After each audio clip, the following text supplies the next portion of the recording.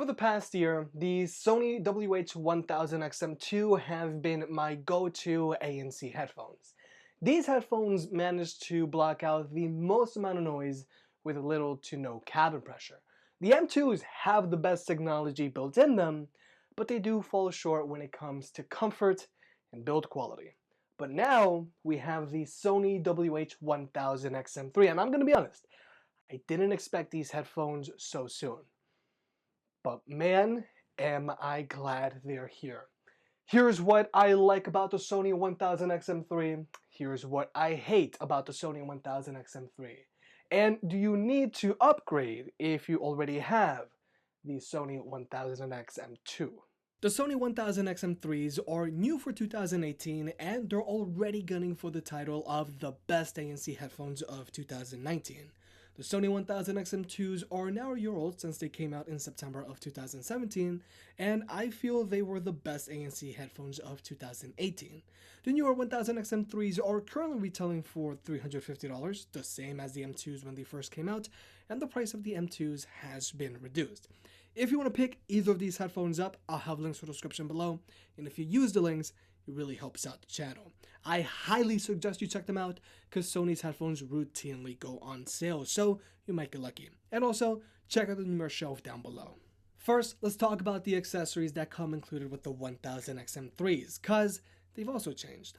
The hardshell carrying case of the M3s is slightly bigger than the M2s, and instead of a faux leather front, it's now fabric. I like both cases, but I do like the M3s more because there's a little storage compartment on the inside for your cables.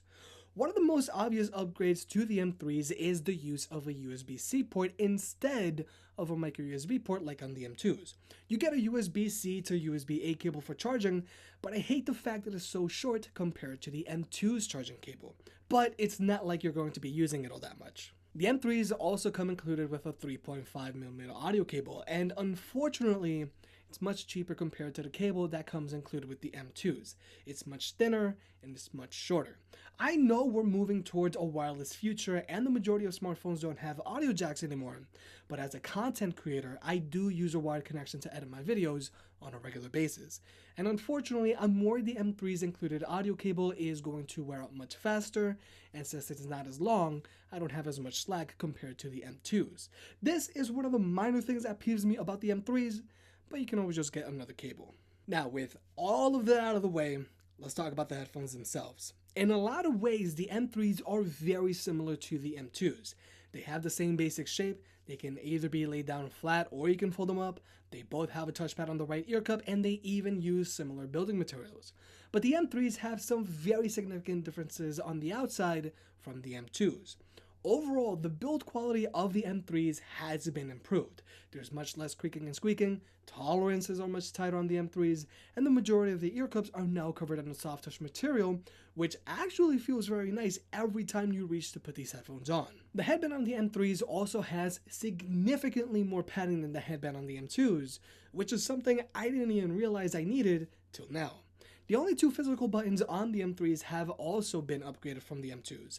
They're much easier to find, they're easier to tell apart, and they have much better tactile feedback. But perhaps the most important upgrade to the M3s are the ear cups. The ear cups on the M3s are much more spacious than the ear cups on the M2s, and since there's less padding in contact with your skin, the ear cups on the M3s overheat much less than the ear cups on the M2s. And even though the ear cups on the M3s are more spacious than the ear cups on the M2s, the M3s still manage to be a little more low profile than the M2s. Even though both of these headphones are big head approved, the Sony 1000XM3s are significantly more comfortable to wear than the 1000XM2s. All of the physical upgrades on the M3s really add up. They feel better on the hand, there's more padding under the headband, the ear cups are no longer cramped, and since the M3s are 20 grams lighter, they're a little less noticeable when it comes to extended wear. Now when it comes to tech specs, both the M2s and M3s are rocking 30-hour battery lives. And for me, the M2s usually last me about 2 weeks in between charges, and that's with me using them with ANC turned on whenever I'm commuting with them, or if I'm using them with a wired connection to edit a video, but with ambient mode turned on, so it's like editing with open back headphones. But the big difference between the M2s and M3s is that the M3s have far better fast charging. If you plug these headphones in for 10 minutes from a dead battery, the M3s are gonna get you 5 hours of playback time, which is a big step up from the M2s because these headphones would only get you 1 hour playback time. The M3s have also been upgraded from Bluetooth 4.1 to Bluetooth 4.2. Both of these headphones have stable connections that don't cut out, but both of these headphones do have a little bit of latency, so they aren't the best for watching YouTube videos, but it is doable. But one major thing I hate about the M3s is that you can still only connect to one device at a time, just like the M2s, which means you still can't hot swap. I know a lot of people, including myself, were looking forward to connecting to multiple devices at a time, but you can't. It could have something to do with Sony's DSEE and LDAT technologies, but that's just a guess. But now let's talk about the 1000XM3's active noise cancellation, because believe it or not, it's actually been improved from the 1000XM2. Both of these headphones have an atmospheric pressure sensor, which first came out on the M2s last year. But new to the M3s is Sony's dedicated HD noise cancelling processor, which they call the QN1. And this processor does two things. It analyzes the ambient sound, so in theory, it can block out more higher frequency sounds like chatter. It also has a built-in amplifier, so there's less distortion in your music. And I have to say, the 1000XM3 does in fact manage to block out more noise than the 1000XM2s, all while having very little cabin pressure and no hissing in the background. It's not a huge difference, but you do notice the difference across the board if you use these headphones back to back.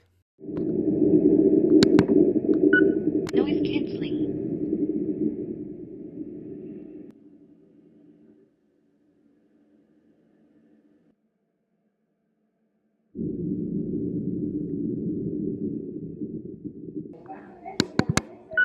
Noise cancelling.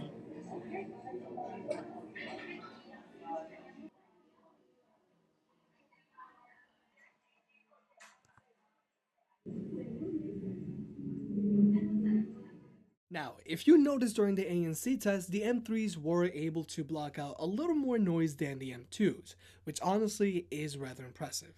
But one of my favorite things about the ANC on the M2s and M3s is that they actually pick up very little wind noise. And this is a big deal because with a lot of other ANC headphones, if you use them in a windy environment, you start hearing some playing in the background of your music. The ANC microphones on these headphones are located in the same spot, but since they're recessed in the body, then they greatly reduce the chances of annoying wind noise getting into your music. And speaking of music, I'm actually very happy to report that sound quality has also been improved on the 1000XM3s from the 1000XM2s. Most notably, the bass. The bass on the 1000XM3 is able to get much deeper than the bass on the 1000XM2, and it takes a lot more for it to bottom out. But when it comes to soundstage clarity and instrument separation, those characteristics are still very similar to the 1000XM2.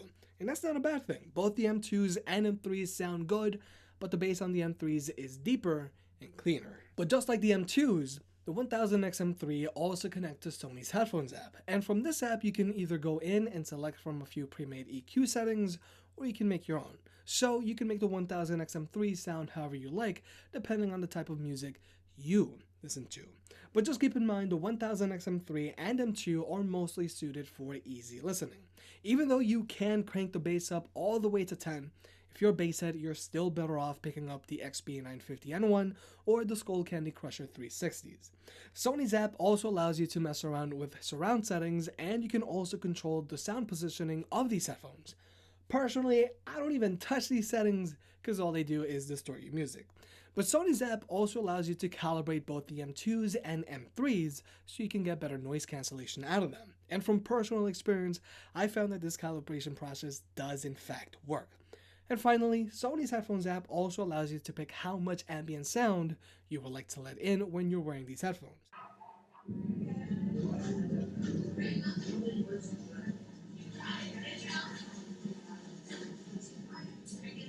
And this is a great feature to have if you're walking around in the city. But the cool thing about the ambient sound setting on these headphones is that it's still selective of what sound it lets in. It limits the amount of noise pollution it lets in and instead focuses on voices. And if a random sound like a siren comes along, the headphones will still completely block them out, so you don't have to worry about jump scares or just going deaf. Like I mentioned earlier, both of these headphones have touchpads on the right ear cup. You double tap to play or pause your music, you swipe up or down to adjust your volume, and you swipe front or back to skip or go back a track. And the accuracy on both of these headphones is the same, which is good. The touch controls on both of these headphones are very easy to use once you get used to them, and very rarely are there unrecognized inputs. But perhaps my favorite thing about the touchpad on both of these headphones is quick attention. If you fully cover the touchpad, then the headphones will lower the volume of your music and they'll pump in all of the ambient sound, so if you have to talk to someone, you can do so without having to take your headphones off.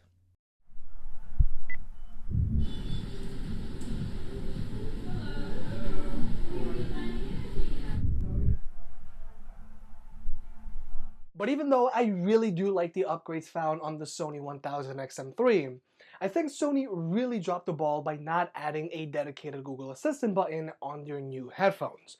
Both of these headphones have Google Assistant integration, and the rest of Sony's headphone lineup will soon follow. But in order to use Google Assistant, you have to sacrifice your NC ambient sound button. So you're not going to be able to manually cycle through your noise cancellation settings like this. Noise cancelling.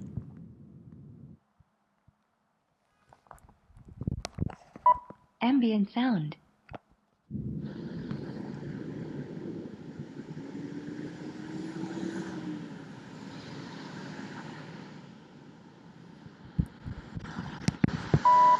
Ambient sound control off. And not having this functionality can get pretty annoying because I switch from ANC to ambient sound mode on a regular basis. Now, I'm fully aware that if you press and hold on the touchpad, you can summon your voice assistant. But pressing and holding and then talking isn't as efficient as having a dedicated Google Assistant button where you just press and talk like this. Is Chick-fil-A open? Chick-fil-A sponsor me, please. Chick-fil-A is normally open at this time on Mondays and closes at 10 p.m., but these hours may be affected by Labor Day. So what I'm getting at is, I do like that both of these headphones have Google Assistant integration, but I wish the M3s had an extra physical button so that we don't have to sacrifice the NC ambient sound button. I feel that Sony should have had the foresight to add this extra button on the M3s, like Bose did on their QC35 Series 2. And if you don't want to use Google Assistant, maybe you can use the extra button to toggle between pre-selected EQ settings. I don't know, I'm just spitballing here, but Sony, come on. And finally, the microphone on the Sony WH-1000XM3 has been improved from the M2s. I've actually been able to take phone calls with these headphones without having people complain about the audio. Because for comparison, here's the microphone on the Sony WH-1000XM2. There's a lot more static and a lot more echoing going on. So overall, I personally feel the new Sony WH-1000XM3 aren't just an incremental upgrade from the 1000XM2. The 1000XM3s are a whole new beast that has been redesigned from the inside out. Even though the design is familiar, the 1000XM3 have better build quality and are much more comfortable to wear than the 1000XM2 because of their redesigned ear cups and padding. They look better on your head because they're more low profile, and the fact that they managed to block out even more noise than the 1000XM2 is truly impressive. And I'm personally really enjoying the fact that the bass on the M3s is deeper and cleaner than the M2s. But still, the Sony 1000XM3 aren't perfect. The lack of multi-device connections is a bummer for power users like myself, and I feel a dedicated Google Assistant button on the M3s is sorely lacking. But nonetheless, the Sony 1000XM3s are still a very solid pair of ANC headphones that have been improved from its predecessor where it matters most: build quality and fit. If you already have the original Sony MDR1000X, then it's definitely time for an upgrade. And I feel that if you already have the Sony 1000XM2, you don't really need to upgrade, but you'll be really happy if you did. I don't think I could be able to go back to the M2s from the M3s. If you made it this far, I guess you enjoyed the video, so hit that like button and get subscribed. It helps out more than you realize. Support the channel by clicking on the links down below, and I'll catch you next time.